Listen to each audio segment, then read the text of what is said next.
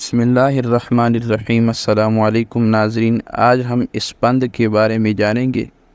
عربی میں اسے حرمل یا حرمل کہتے ہیں، فارسی میں اسے اسپند، بنگالی میں اسبند، سندھی میں حرمرو، جبکہ انگریزی میں اسے سیرین رو یا پیگانوم کہتے ہیں۔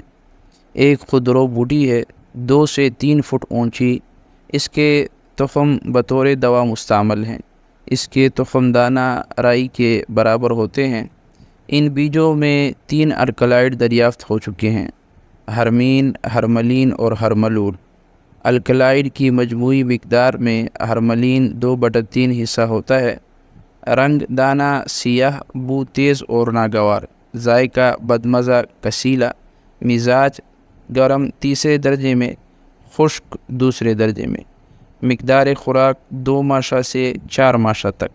مقام پیدائش علاقہ سرحد یعنی موجودہ KPK، صوبہ سندھ، بلوچستان، مغربی پاکستان یعنی آگرہ، مغربی دکن اور ایران۔ مصلح، شکنجبین اور ترش اشیاء۔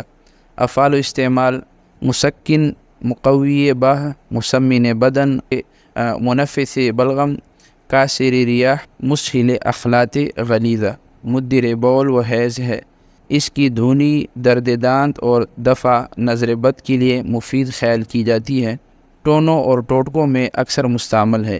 نیلے کپڑے میں باندھ کر دفع سحر کے لیے گلے میں لٹکاتے ہیں۔ مصفع خون ہے۔ گٹھیا کو مفید ہے۔ ادرار حیض کرتی ہے۔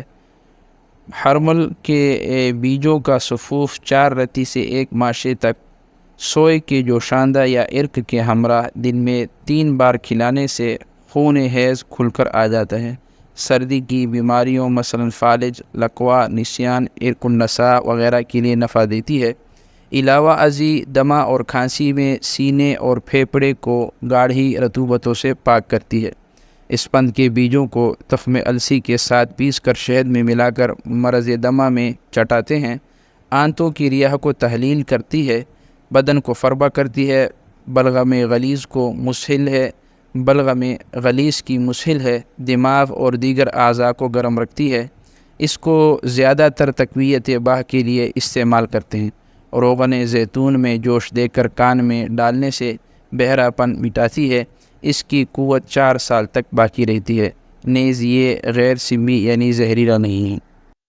معزز سامعین، مزید طبی رہنمائی کے لیے ہمارے دیے گئے واٹس ایپ نمبر پر رابطہ کریں اور اسی طرح کی مزید معلوماتی ویڈیوز حاصل کرنے کے لیے ہمارے چینل کو سبسکرائب کریں اور ہمارے ہر آنے والی ویڈیو کو لائک اور شیئر کریں اور بیل آئیکن کو دبانا نہ بھولیں۔ شکریہ۔